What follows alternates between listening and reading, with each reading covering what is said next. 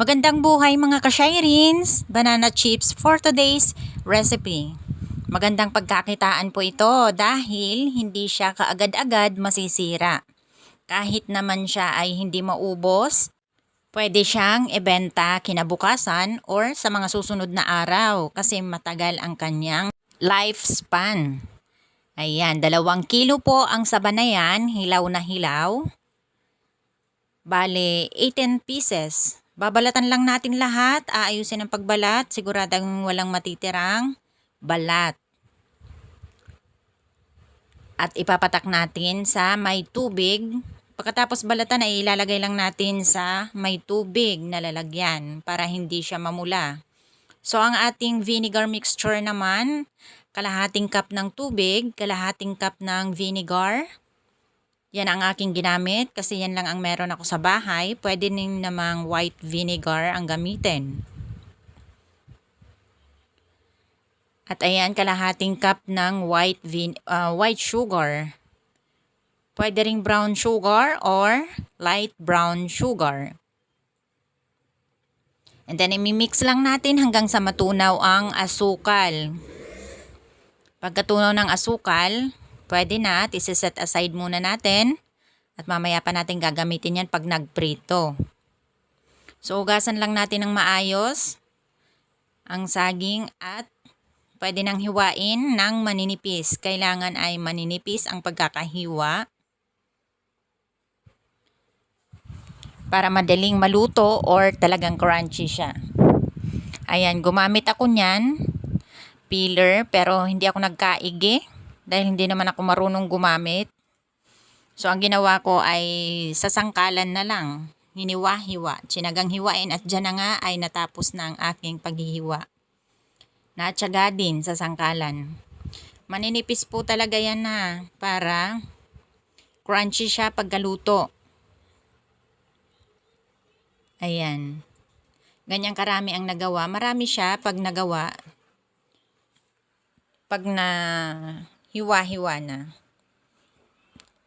At ayan na nga pagka malapit na ako matapos maghiwa ay nagpainit na ako ng mantika.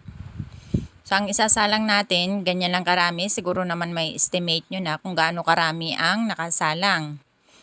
At sa isang salang na yan, ganyan lang, parang hiwa-hiwalayin lang, saglit na haluin. Pagkalagay ay hahaluin ng konti lang. At hahayaan ng maluto. So habang naghihintay na maluto, kumain muna ako ng ating palitaw. Meron po tayong naka-upload ng video dyan ng recipe ng palitaw kung paano gawin ang ating egg palitaw. So ayan, at babalik na rin naman natin para maghiwa-hiwalay pati ang ating banana chips. Yan, ganyan ang gagawin. And then pagka malutong na siya, saka natin lalagyan ng vinegar mixture. Ayan, pag inilagyan siya ng vinegar mixture, ganyan talaga siya. Talagang kumukulo. 2 tablespoon lang ang ilalagay. Pero nadepende din sa inyo. Pwede 2 hanggang 3. Depende kung gaano karami ang inyong isasalang. So ganyan lang. Pagkasalang niya, pagkalagay ng vinegar mixture ay hindi agad hahaluin para hindi mahilaw ang ating suka. Hahayaan lang muna ng mga ilang minuto or segundo. Ayan, ganyan lang. Medium heat lang po yan para hindi naman masunog ang ating banana chips. Siyempre gagamit tayo ng strainer para matuyo yung kanyang mantika or langis. At pag inilagay dyan sa lalagyan ay may nakasalalay pang kitchen towel. So ayan, at pwede, pag pangbenta pwedeng dyan sa garapon or sa jar na may takip. Pwede rin dyan sa plastic. Medyo makapal po yan. And then isisealed na lang. Pag pangbenta, pwedeng pambenta sa school, yung mga business-minded dyan, pwede ito. Hindi ka agad siya masisira.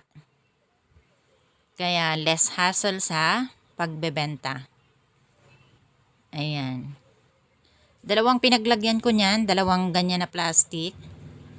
And then nagtira lang ako dyan sa mixing bowl para naman pangkain. At yung nasa plastic, yun ay pang-reserve.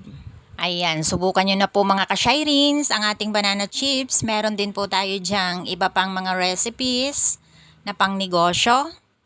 Bisita na lang po sa aking channel at please don't forget to subscribe. Meron din po ako sa media account. Same ng pangalan at same ng profile photos. Thank you for watching.